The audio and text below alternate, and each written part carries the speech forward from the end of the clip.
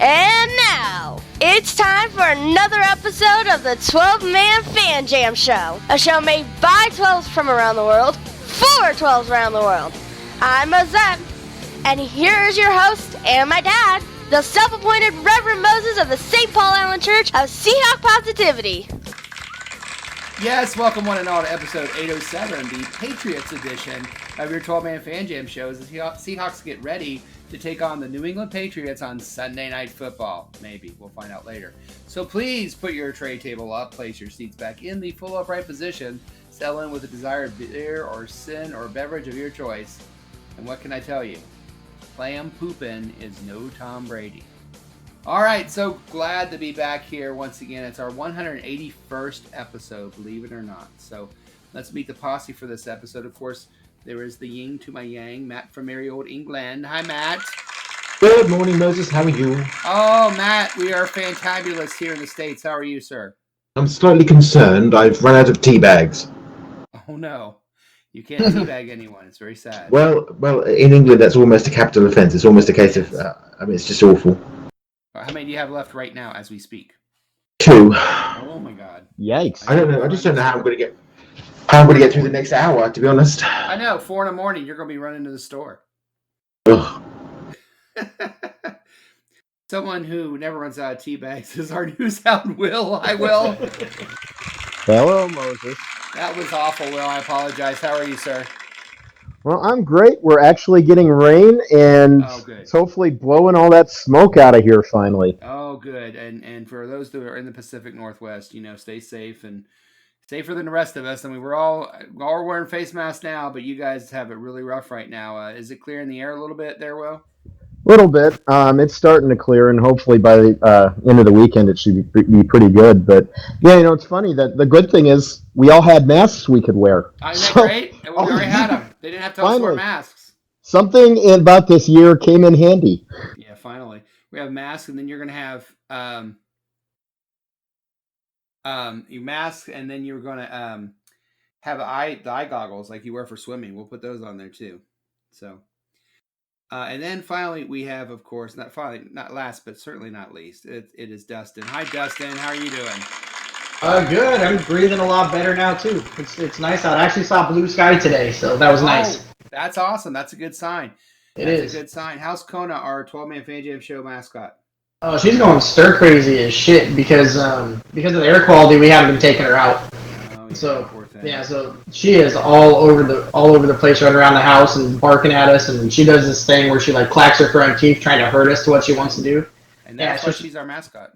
Yeah, she's trying to get us over to the leashes and stuff all the time, and to play. And we're like, no, can't do it right now. Bless her heart. Well, hopefully we can get her out this weekend too, and everybody can go out this weekend, and then we can all sit inside and watch the game. But anyway, let's see what's up for this episode 807. Fat Tony. Very well. Let's do this thing. All right, let's get this show started. It's broken in 4 quarters and a halftime. Quarter 1, of course, is the 12-Man Fan Jam Show news report.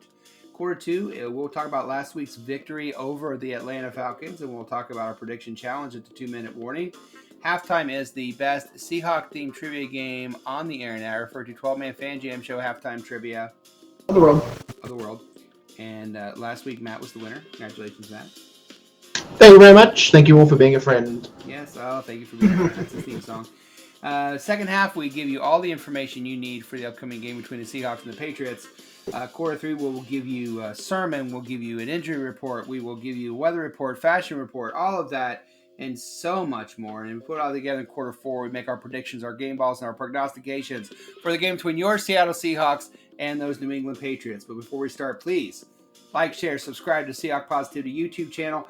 Join us on our Facebook group, 12-Man Fan Jam Show. We have a great game day thread on there that we have a lot of fun watching the games and making comments during the game on there. We're also on Twitter. We're also on email. We are also on iTunes and Podbean if you want to check out the audio of this very podcast. So before we start the news, I do have a story from my daughter. My daughter works at a theater, and it's story time, kids. My daughter works at a theater, and she came home from work last night, and she said, story time. And I said, great, because I love story time when my daughter has a story. So she comes in, she sits down, and she says, I was checking out Theater 9, Dad, and we were making sure everything was clear, and I heard this beep, beep, beep in the back row. So she thought, well, someone's lost their phone, so I'll go check it out. And she went back there, and she said in the back row, behind the back row, there's like an area, like a little area between the wall and the seats. And there was a seat in the back row that obviously had like popcorn and pop machines. It looked like someone had just left to go to the bathroom or something.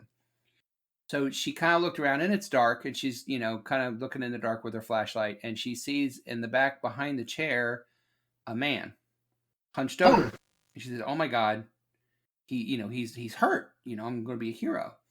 And as she starts to walk closer, she realizes he's not alone. Oh. And she just kind of did this backpedal thing, and she walked out and she grabbed her walkie-talkie and she called for her boss, and she said, "There's someone effing in Theater 9. You need to go deal with it."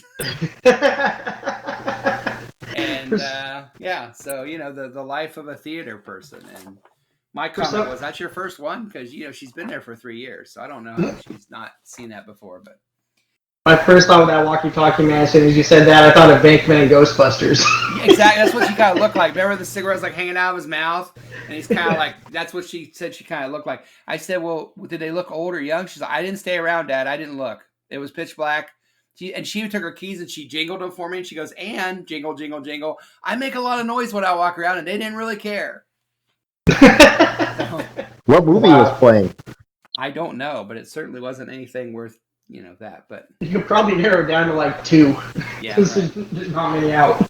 So that had nothing to do with football, but I thought it was a cute story. So let's go ahead. So hold your take on salted or sweet. Let's go to the first quarter and news. Yes, news from around the NFL. It's our news hound Will with our 12-man Fan Jam Show news report, brought to you by our sponsor this week, the Cam Newton action figure. Ridiculous closet filled with stupid-looking clothes nobody in their right mind would wear, sold separately. Will, what you got for us? Well, Moses, there are a lot of people wondering what week 1 of the NFL season was going to be like, given that a few things happened this offseason.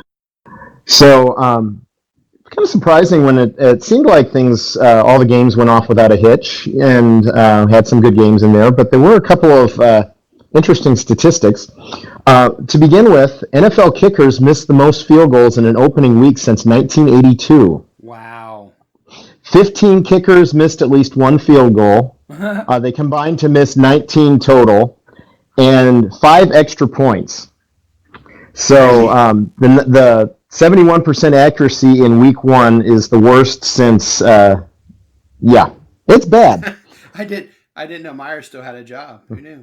Yeah, but it's Robbie Gould has an interesting theory about it. The current San Francisco kicker. He said, quote, "I think this year stadiums will definitely be different from a wind perspective because the fans usually in most stadiums will knock down the wind." Oh.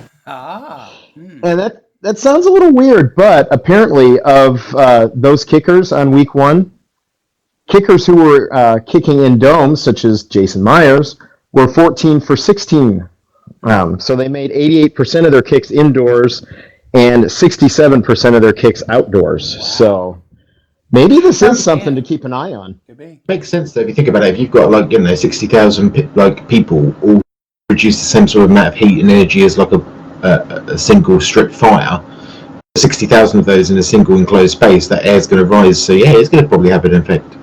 That does make a lot more sense than Jay Feely. Jay Feely was saying, the pressure that they're feeling, or he had some BS excuse. Really? No, that doesn't make any sense. But this makes a lot more sense. I actually buy that. Would y'all see the Bengal kicker last week supposedly pull a muscle cramp in his right leg, and then he was holding his left leg out on the field or something like that? Like he had the wrong leg. Like he faked the wrong injury. The wrong leg, man. Yeah. Oops. He missed the field goal. He's like, "Oh, my leg, my leg, my leg." Other leg. Oh, my other leg. Yeah, right. That reminds conference. It was his left leg, and he was holding his right leg out on the field, or the other way around, or something. Ace Ventura. It's in the bone. It's in the bone. That reminds me of the story when my dad went down the shops and he left his slippers on, didn't put his outside shoes on. Either that or he put one slipper on and one outside shoe and realised halfway there, so immediately started limping to pretend that he'd hurt himself so that nobody would question why he was wearing odd shoes. That's brilliant. Nice. That is brilliant. Will, what else you got for us? Well, another statistical quirk from week one.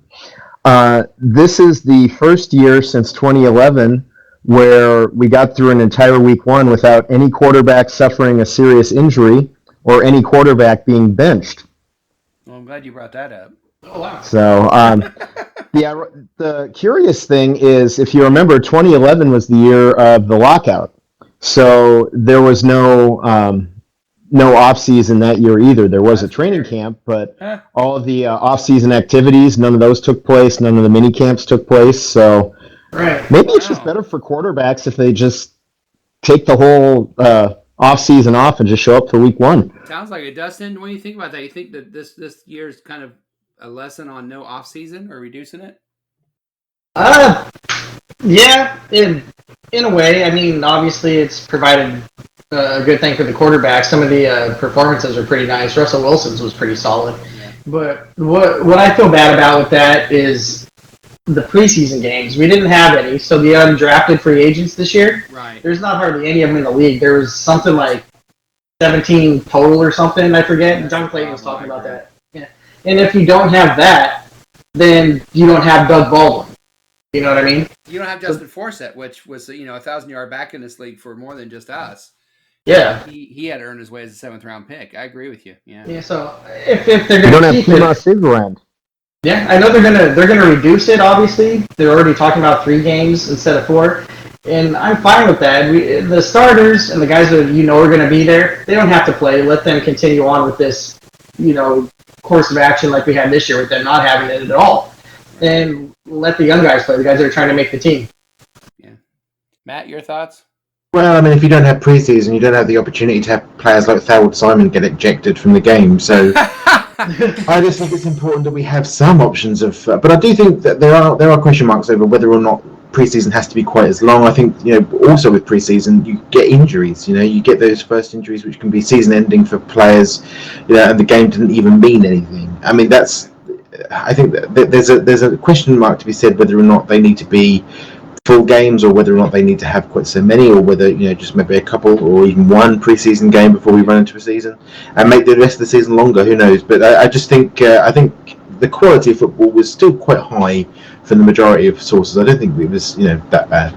The injury statistics are going to be interesting after this because I know traditionally at a certain time in the preseason you'll have 13 players have already torn an ACL. We've had 3 Achilles tears already, soft tissue injuries, that kind of stuff.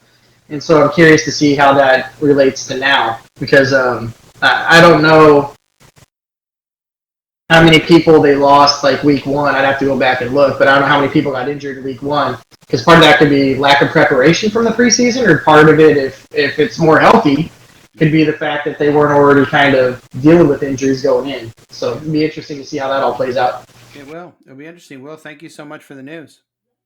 Anytime, Moses. Now, I'd like to end the first quarter before we do have a surprise for everybody. I have a special guest. I know that I didn't mention this to the posse before the show, but it's kind of a big deal. I'd like to welcome in the 12-man Fan Jam show, the Seahawk Positivity Studios right now is Bill Belichick is here. I know I didn't tell you guys this, but I figured you might want to talk to him. Bill, I am so glad you're here. Yeah, well, I really have to be here. It's exciting to be at the show, and I'm just thrilled to be here. We're glad to have you. I mean, you're really excited. I can tell.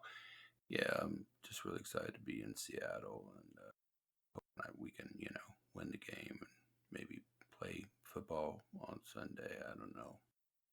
So, Will, what do you think? So Bill, I called you Will. I'm sorry, Bill. What do you think are the keys to the game on Sunday? Well, if we have to score more points than Seattle, we'll probably win the game then. Okay, interesting feedback. Anybody have a question for Bill? Yeah, I've got a question. Okay. Is Cam Newton as good as Tom Brady? Cam Newton's a really good quarterback, but Tom Brady is special, and He was special the other night. yeah, he was special. He was definitely Tom Brady was special. He was very special. Well, Bill, we're so glad you're here. I know that you're a busy man, and I know that you wanted to share something with everybody. Well, this joke I like to tell everybody. If I can joke. Oh, I'd love to hear a joke, Bill. Go ahead. Yeah. How many New Patriots does it take to unscrew a light bulb? How many new Patriot fans does it take to unscrew a light bulb? How many? Well, it takes two. One to unscrew the light bulb, the other one to sit around and say Tom Brady screwed it better. Okay. Well, on that note, I think we'll end the first quarter. It's the end of the first quarter, bitches. All right, coming up, so much more. Maybe no more Bill, but at least some more show. We're going to talk more about this upcoming game between your Seattle Seahawks and the New England Patriots. But first, we're going to look back on last week's win in Atlanta. We'll be right back. You're listening to the 12-Man Fan Jam Show, a Seahawk Positivity production. That's the fact, Jack! Holy shit, it's the second quarter. All right, we are in the second quarter of episode 807 of the 12-Man Fan Jam Show, the best pregame tradition since boneless wings. So let's discuss last week's 38-25 victory over the Atlanta Falcons. Dustin, offensively, they did just about anything they wanted to, didn't they?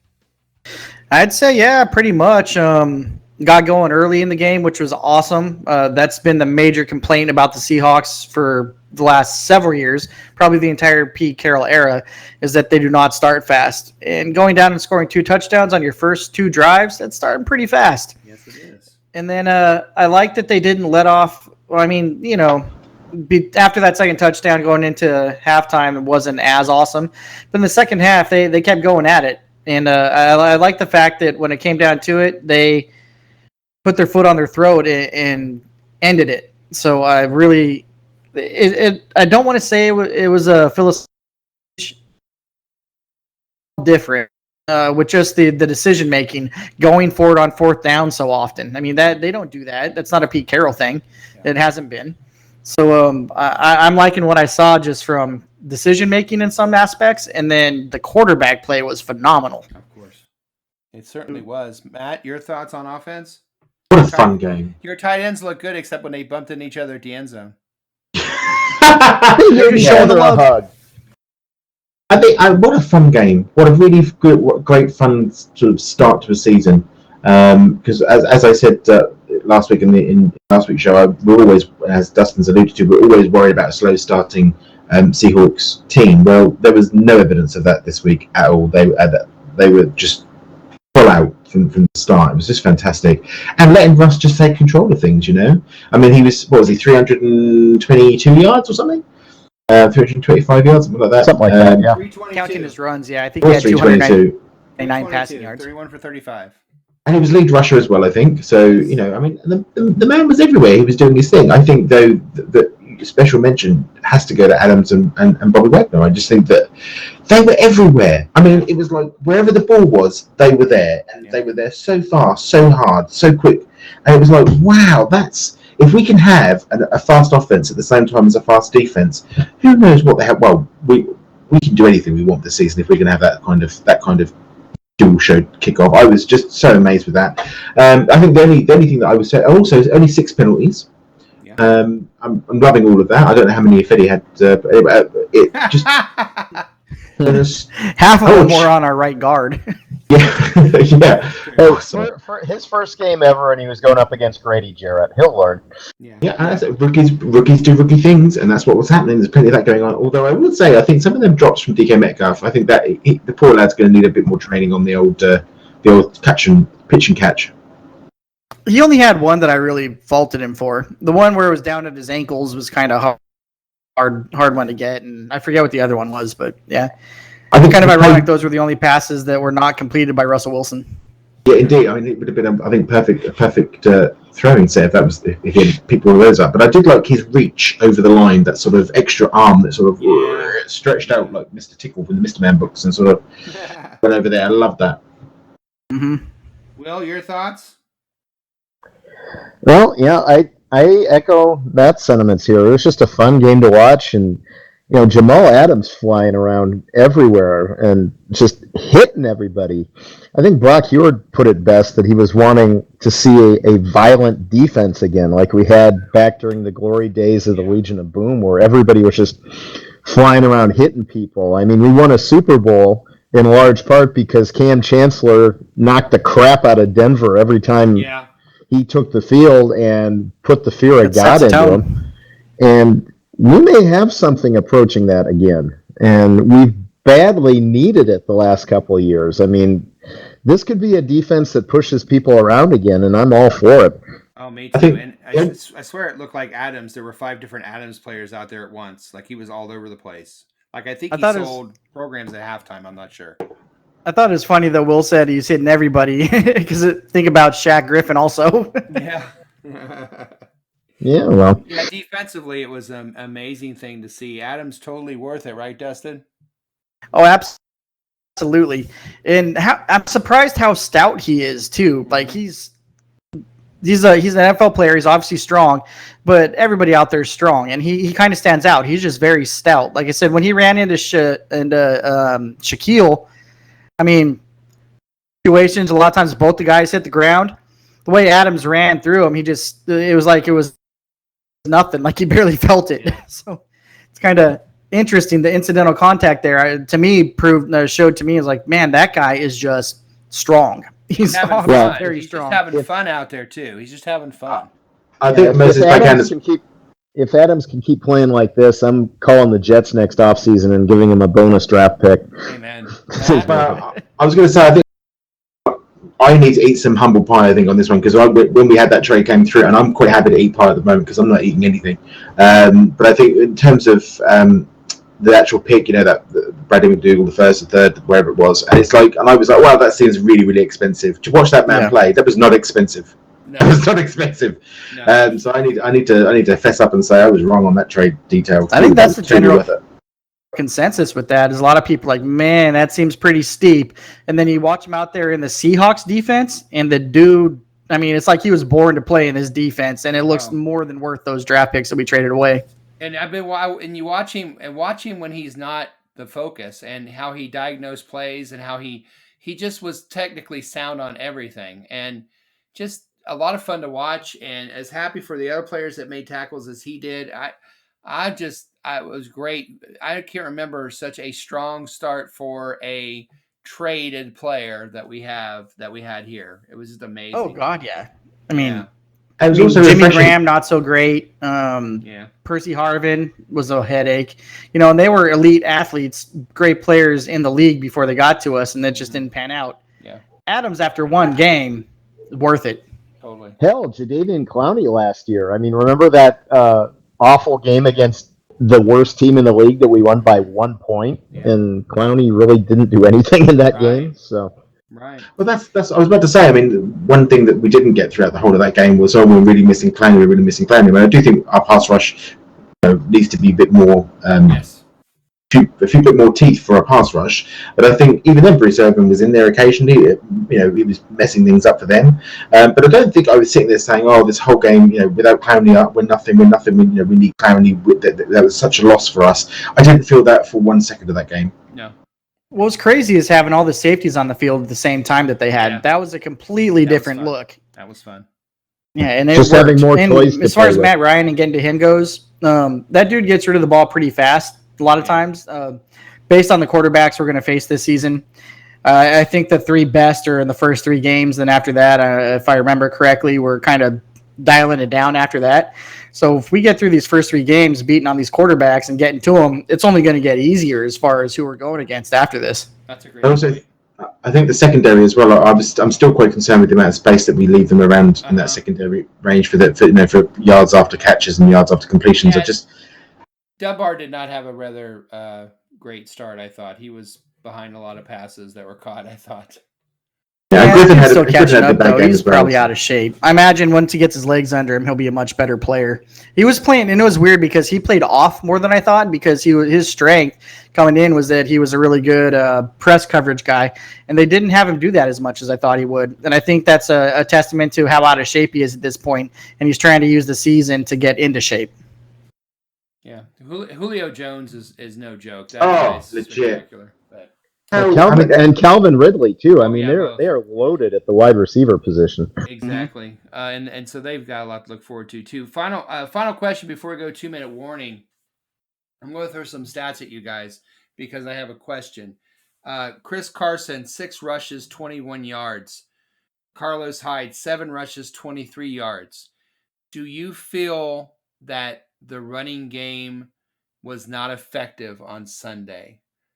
Does anybody want to take this question? I'll throw it out there. And the reason I asked is because I felt the running game was very effective. You don't have to run for 150 yards every game.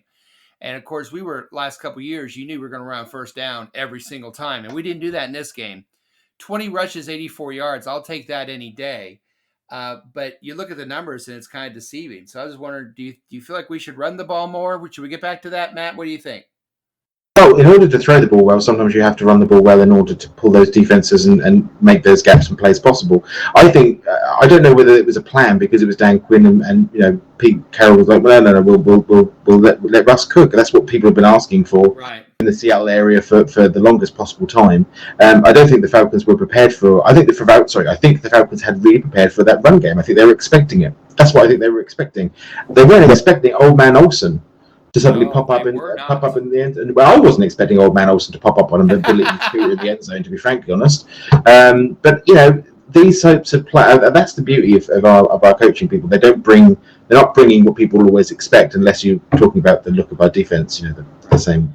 Dustin, Raheem Morris, one of their defensive coaches, flat out admitted that they game planned to stop Chris Carson in our running game, and were just caught off guard by how much we were passing. Good. So I think this bodes well for our offense and for our coaching staff, in that we have enough talent across the board that we can throw it or we can run it, depending on how the defense is playing us. And we have a coaching staff that is going to, instead of rigidly going, nope, we're going to run. It's like, okay, well, the passing game is working. We're going to go with the hot hand. Good. Or vice versa. I'm glad about that. Dustin, your thoughts? Well, I think that the stats on the running game are a little bit deceiving, and part of the reason is because, and to answer your question, yeah, I thought it was effective, and this is part of why I think it was effective, is because our screen passes usually are to a wide receiver, and that hasn't done well for us a lot of times. This game was kind of a return or an emergence of a new running back screen pass game. Yes. And when you're throwing screen passes to the running back, that's an extension of your running game. Exactly, that's what I said. Yeah, it helps neutralizes the pass rush, slows them down. They have to think about what's happening. So they were very, very effective in what they did with that. And so Chris Carson may not have had, a lot of running yards, but he was effective in the passing game, in the short yardage game, swinging it out to him. Yes. So what they did was effective, and the game plan was effective. They don't have to run for 150 yards, like you said, to be effective and keep them included in the game. Agreed. All right. Well, that is the Atlanta game. Let's go to 2-minute warning and see how we did on our picks. Holy shit, it's a 2-minute warning. All right, 2-minute warning. Let's see how we did. First, the score, a point to me for 34-17. Prognostications, a point to Little Mo. He had an Olsen touchdown reception. Point to Will, Adam sack. A point to Matt, TD on the opening drive. And a point to me for four touchdowns for Russell Wilson. Game balls, I gave one to Carson, 2 touchdowns. Jose and Jimmy got that. Lockett, Mike got that. He had 90 yards receiving. Mark, Dustin, and Moses for Metcalf. He had also 90 yards receiving. Kerry and Chris got Adams because he was just an absolute beast. I think it was 12 tackles, a sack, 3 tackles for loss, and I think he sold popcorn. Individual scores from week 1 look like this. The leader out of week 1 is Moses with 4. Jose, Mike, Jimmy with 2. Little Mo, Mark, Kerry, Dustin, Will, Chris, Matt with 1. Everyone scored a point except Northern Hawk, who was not very happy to hear the news, who immediately said, do I get points for not scoring points? And I said, no. He said, I want to speak to the manager. I said, take a number. So this all means that the team scores from the first week are as follows. Team 12, 9. Team Posse, 8. We're that close. 1 point. 1 1 point. A lot of season left to be played. A lot of season. Yes, and as always on Sunday before the game, we will post everyone's score, their game ball, their prognostication on the 12-Man Fan Jam Show Facebook wall at the game day thread. So I want you to join in, post your own score, your own game ball, your own prognostication on there, see how you can kick all of our butts, and let's go to halftime. Holy shit, it's halftime! Oh, so much more show at halftime. But first, it is another rousing rendition of the best 12-Man Fan Jam Show halftime trivia. And that, my friends, is coming up next. You're listening to the 12-Man Fan Jam Show, a Seahawk Positivity production. Yes, it's halftime, and welcome to another fun-filled edition of the best play-along Seahawk-themed trivia game show on the internet. It's time for 12-Man Fan Jam Show Halftime Trivia. And here's your host, the self-appointed Reverend Moses of the St. Paul Island Church of Seahawk Positivity. Yes, thank you, me, and welcome to another edition of 12-Man Fan Jam Show Halftime Trivia. World! Just the knowledge of both our posse and our listeners. Our contestants are the posse themselves, Will, Matt, and Dustin. And here come the rules. So here's how the trivia game works. There'll be 2 rounds of questions. Each contestant answers 1 question each round. If they get it correct, they get 1 point. After 2 rounds of questions, there'll be a final trivia question worth 2 points. If there's a tie after that, then the tie players go on to a special secret overtime question where the winner becomes reigning 12-Man Fan Jam Show Trivia Champion and also gets a prize chosen especially for them. As an added bonus to those listening on the Seahawk Positivity YouTube channel, the questions and possible answers will be displayed on your screen so you, the viewer and listener, can play along as well. If you do, please let us know how you did on the questions. Remember, there's no Googling, no phone a friend, and please, no wagering. However, there is a lifeline. Before taping this show, my 2 charming Seahawk fan children, Mosette and Little Mo, did take the quiz as well. If the contestants want to know what the kids said, they can ask that but once and only once during the entire game show and only in the first 2 rounds. Now let's get ready to play 12-Man Fan Jam Show Halftime Trivia. All right, we got the rules. You know how it goes on this show. And we're going to start with Matt, 1, 2, or 3. I'm still laughing about world. World. I'll have 2, please. Yeah, I switched mics, and apparently it's working better now. So World. Did you say 2? I'm sorry, I got excited. 2, yes, 2, please. I apologize. We'll go with Will, 1 or 3. 3, please. 3, please. And that means that Dustin is number 1. Dustin, you're number 1. okay, thank you.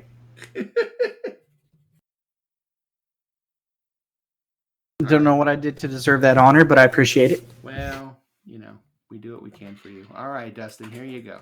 All right. By the way, you know, the questions are obviously the Patriots, and then one of those is about our friend, and he's everyone's friend, Tom Brady. So, okay, get ready for that. All right, Dustin, your question is what year did the Seahawks first beat the New England Patriots? The New England Patriots, when did they first beat the New England Patriots? Was it 1983, 1984, 1985? First year they beat the Patriots. 83, 84, 85. Dance! 83. Sounds great. Final answer. 83 sounds great. Final answer. Little Mo and Mosette both said 84.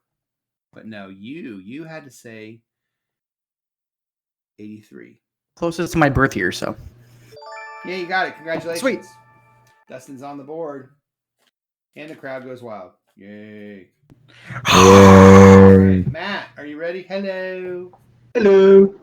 All right, Matt, you have a football question. When the Seahawks beat the Patriots in Seattle in 2012.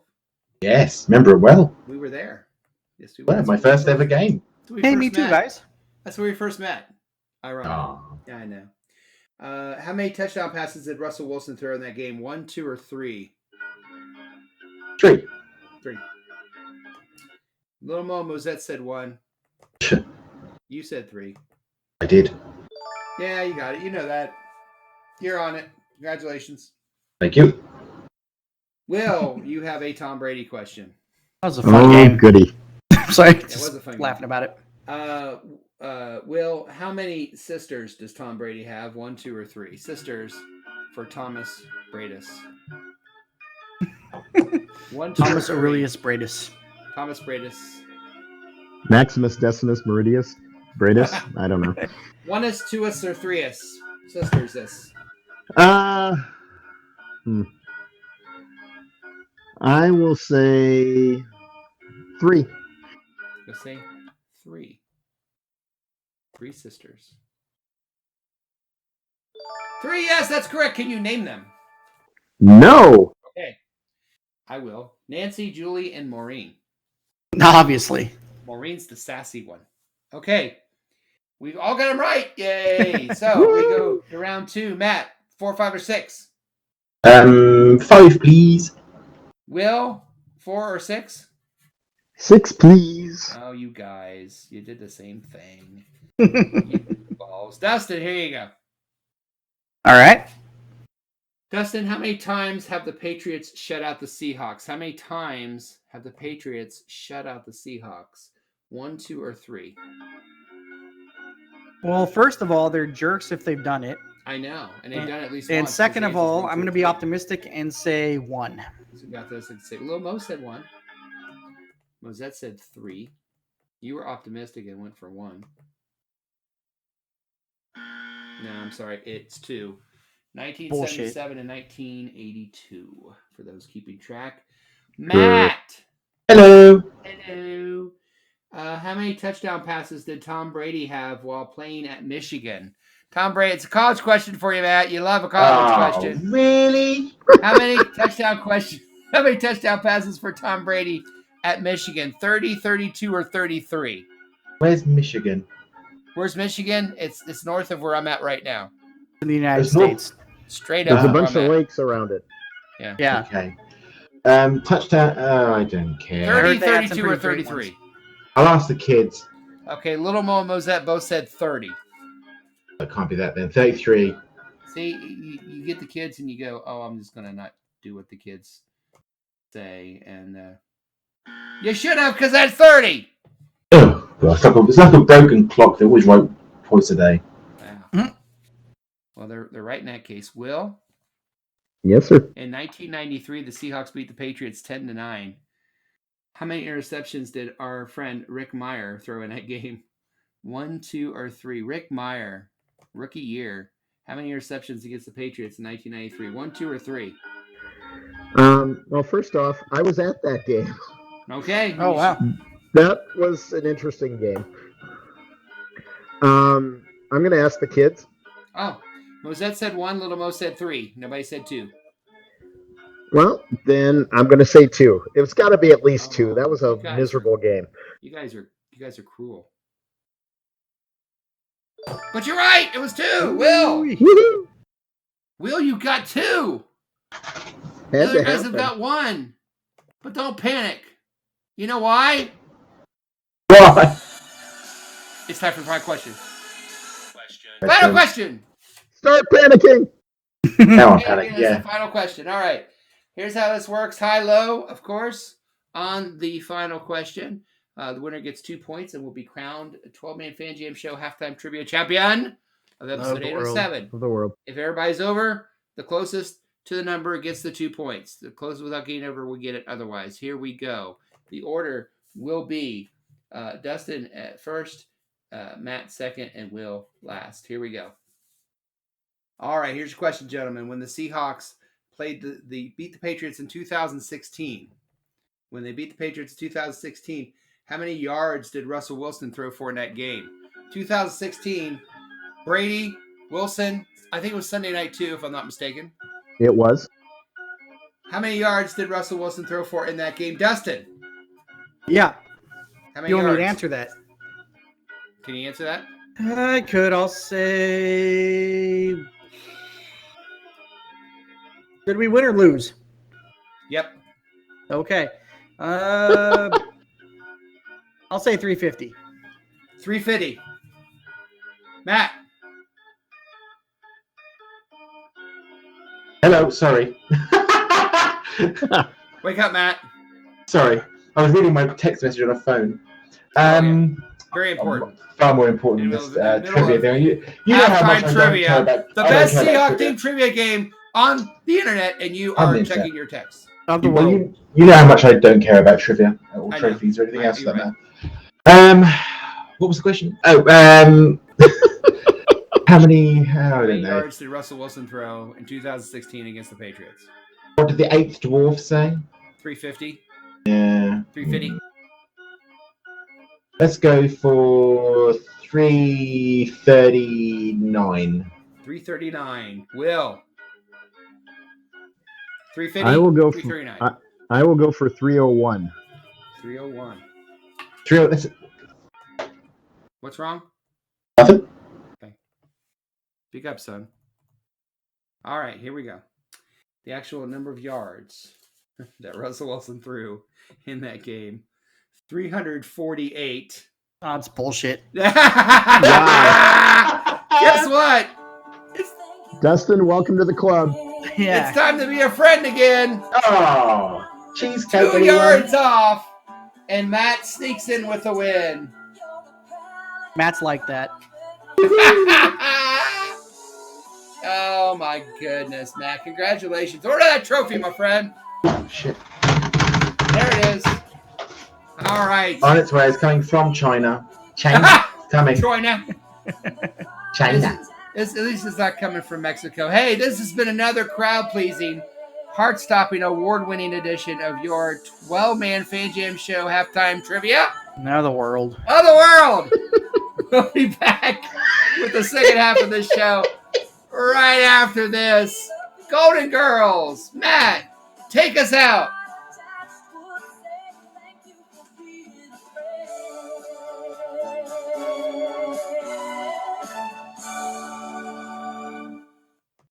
You're listening to the 12-Man Fan Jam Show, a Seahawk Positivity production.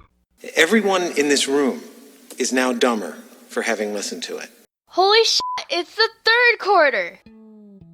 Yes, it's the third quarter of your 12-Man Fan Jam Show. Hey, you! Yes, you and the Seahawk face mask. Like, share, and subscribe to the Seahawk Positivity YouTube channel. Join our Facebook group, 12-Man Fan Jam Show. Come to our Facebook group when we have a game day thread. Do it now before you catch a little cough and maybe lose your sense of taste. All right. Time to get you ready for the Sunday night game between your Seattle Seahawks and those New England Patriots at 8:20 p.m. Eastern Standard Time, 5:20 on the West Coast. Matt, 2-3 in the morning. What's the deal? 1:20 in the morning. I will not be watching it live. 1:20 in the morning. Matt will not be. All Unless you cut out. I cut out of what? The microphone came in and out then as you were talking. I was just No, telling we didn't everybody hear, that you but will it'll not be be at the game recorded. day thread, so we're going to need their help. Is that better? Yeah, that's better. Yeah, I won't be around, so you're going to have to, people are going to have to step up. Step up. We're going to have next man up, next woman up. Step up, Dustin. Step Got a up. lot of people. All right. I need steps sometimes. Big step. A stool. I know you do. All right. Hey, let's see how healthy these teams are for this game between the Patriots and the Seahawks by turning to our own doctor, Dr. Dustin, with the 12-Man Fan Jam Show injury report. Dr. Dustin, tell us the news! Doctor, give me the news. Well, the short answer to that question, Dennis, is the Seahawks are healthy. The Patriots are not. So Good. we're going to start with the Patriots because this is going to take up the bigger part of this segment here. So first of all, they have one player that's out. He's a second-round draft pick. He's a rookie. He was not active last week. Obviously, he has a huge impact on the team so far. He is linebacker Josh Uche, maybe? Uche, yeah. He has an ankle injury. He's not playing. And then they have a bunch of players that are questionable. Defensive tackle Adam Butler's got a shoulder injury. He was limited participation in practice. Not sure if he's going to play. Linebacker Brandon Copeland Copeland has a knee injury. Limited participation in practice. Not sure if he's going to play. Wide receiver, Julian Edelman, who I don't know if you guys know this. He's a starter. He's pretty good for them. He has a knee injury. He hasn't practiced much this week. And also, wide receiver, I'm guessing you say it in Keel, Harry. He's a starter. He is questionable. He has a shoulder injury. And then we're looking at tight end Dalton Keene. He has a neck injury, limited participation. Not sure if he's going to play. That being said, neck injuries are always kind of scary. I hope whatever's going on there, is resolved and he's healthy soon. And then we have wide receiver Matthew Slater. Matthew Slater is a special teams stud. He's been All-Pro and Pro Bowl for a lot of his career. He's also questionable for the game. That is it for the Patriots. And then we turn our attention to your Seattle Seahawks. We have 2 players listed as doubtful. One is tackle Cedric. I messed this up last week. I'll probably mess it up again. We'll give him a hand. Ogbuehi. Thank you. Gesundheit. That's what I said. Well, there you go. Yeah, his boob still hurts. He didn't participate in practice. And then defensive end Rasheem Green, he got hurt last week during the game. Came back in, played, but he's got a stinger. So he's listed as a neck injury, but he's got a stinger. I know we've talked about them in the past. That's basically a nerve injury in your shoulder, and it's a stretching of the brachial plexus is what it's called. Ouch. So you stretch out the nerves too far, and it causes problems. So yeah, so he's questionable. Doubtful. Then we have one player that's questionable, and that would be wide receiver Philip Dorsett, the second. He's still nursing that foot issue. He participated in practice on Wednesday. Apparently did not participate on Friday. That's not a good sign. I'm guessing he's probably not going to play. So we'll see what happens with that. And that is it for the injuries, guys. All right. Well done. Well done. And don't worry about mispronouncing the other team's names. They're not listening anyway, so they don't care. Yeah, plus I don't care about them, so I don't care if they were. There you go. Exactly. Well said. Well done. That's fair. Thank you for a brilliant injury report, sir. Thanks. Yeah, the Patriots had me. I had to take sips of water in between. Yeah. My throat was getting dry. I saw that. Taking a break. Yeah. Yeah. Yeah, need a little extra. Now let's take a look at what the weather is going to be for that game. By turning to a guy living in England, it's time for the 12-Man Fan Jam Show weather and fashion report with Matt from merry old England. Oh, Matt! It's raining man.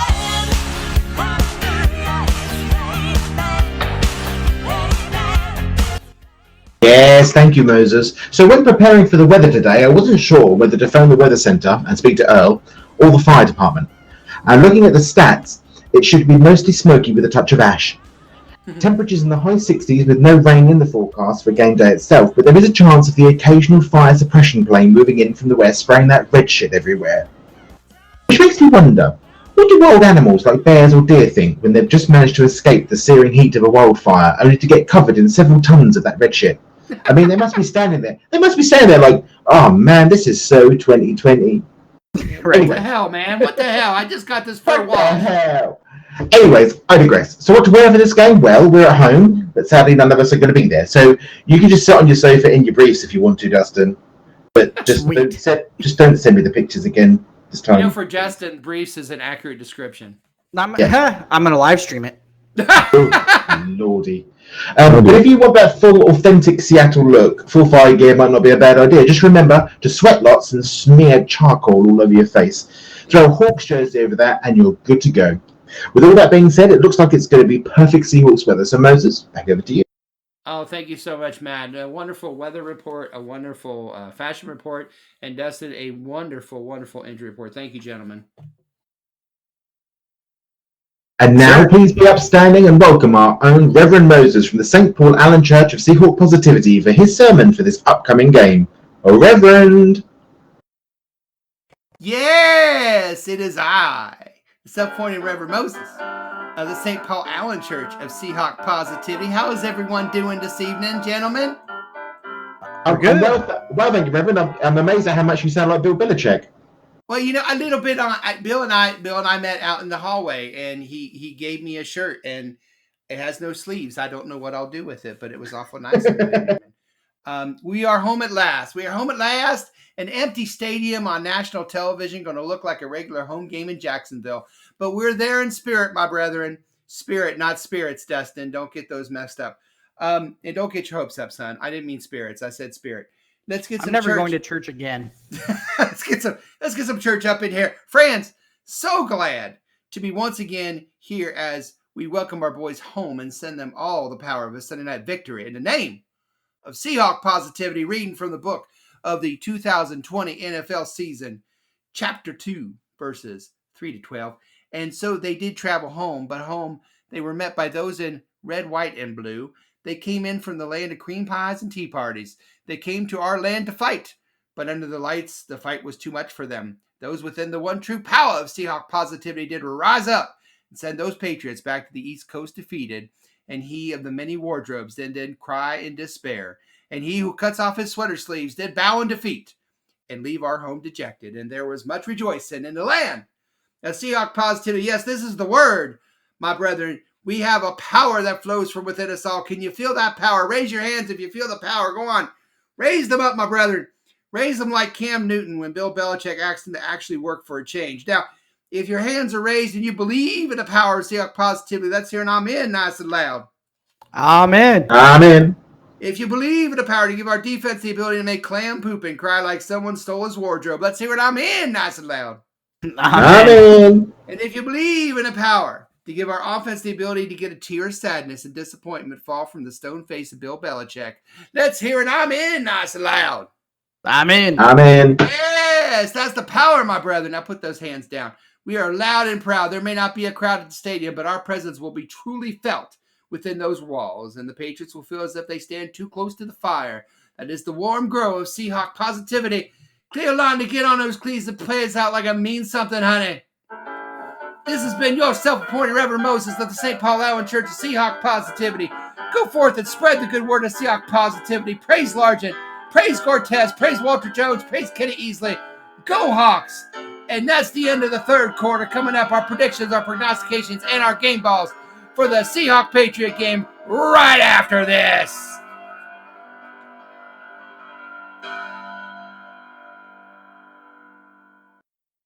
You're listening to the 12-Man Fan Jam Show, a Seahawk Positivity production. If there's a better use for the internet, I haven't found it.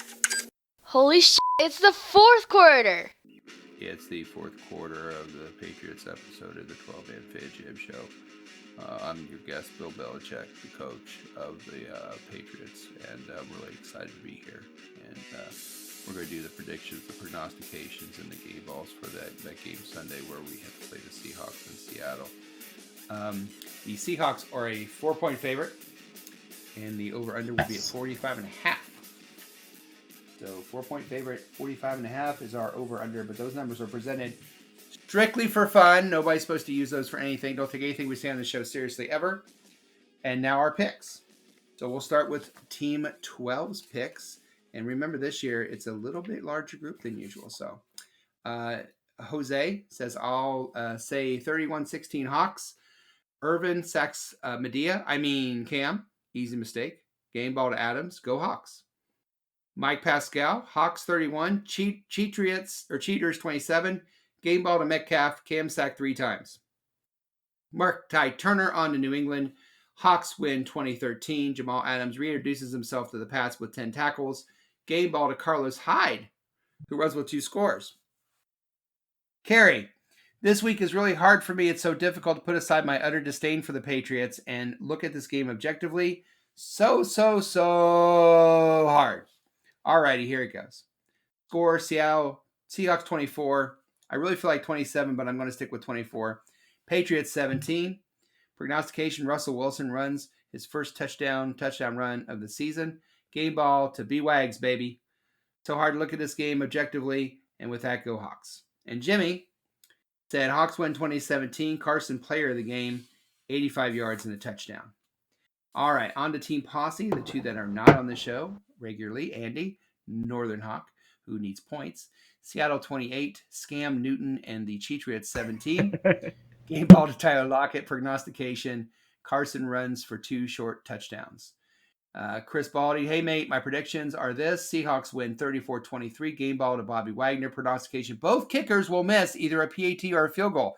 That's interesting. It is. After the story that we had in the first quarter, we'll have to see if that comes through. Yeah. Now, Dustin. Hi, Dustin. Hello, sir. I'd like a score, a game ball, and a prediction and prognostication, please. All right, so here's my prognostication, and I have to preface this by saying that September 20th, I don't know if you guys know what September 20th is. It's National Queso Day. Did I know that? I don't know if you guys know that or not. So it's not easy. My prognostication, at least my fake one, is to celebrate National Queso Day.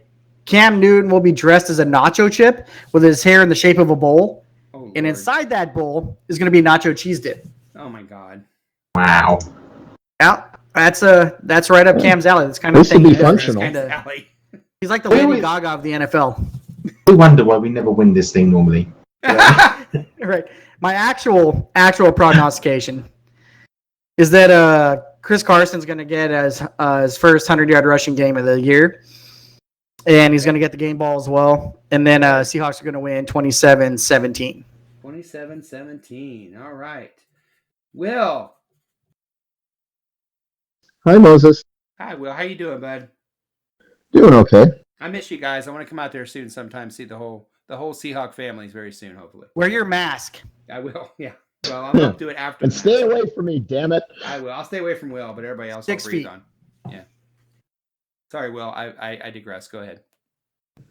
Well, I have to predict a win because since I've been a season ticket holder, I haven't missed many games, but every time they played a game at CenturyLink and I haven't been there for whatever reason, they've won. So hopefully that means we go 8-0 this year at home.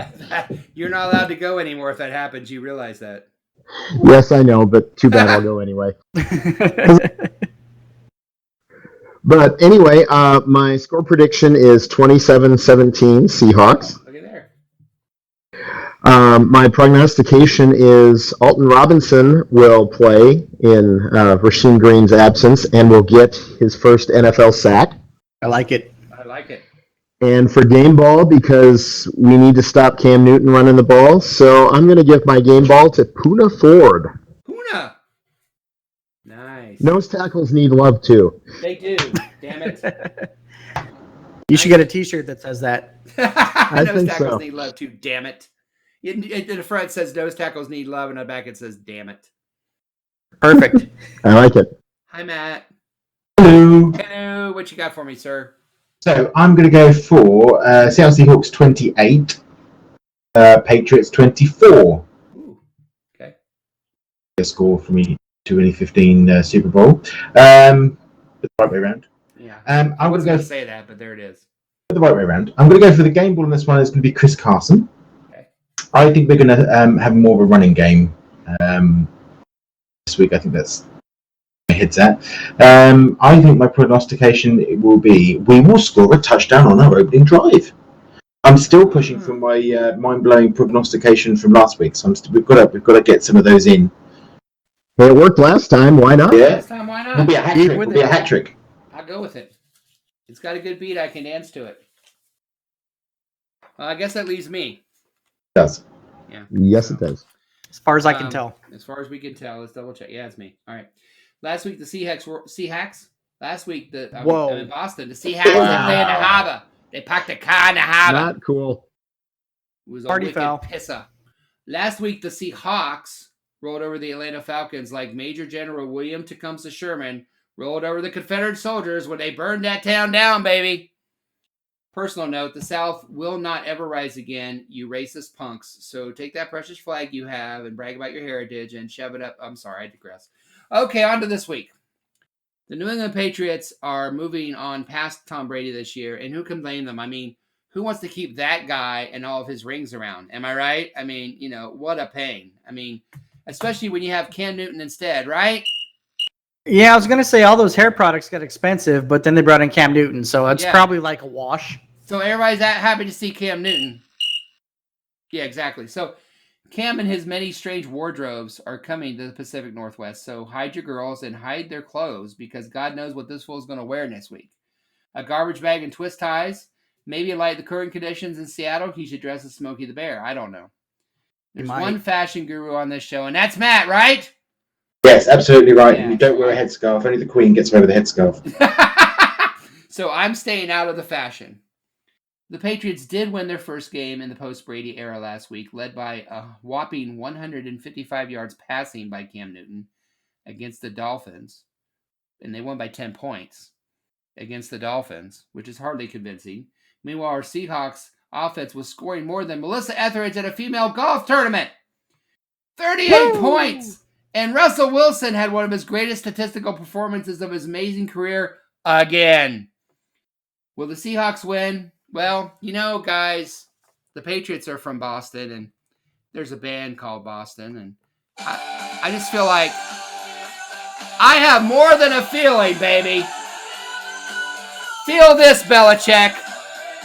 Watch my game ball, Chris Carson, score 2 touchdowns. That's my prognostication. Watch Bobby Wagner pound Newton in the ground like a red, white, and blue javelin.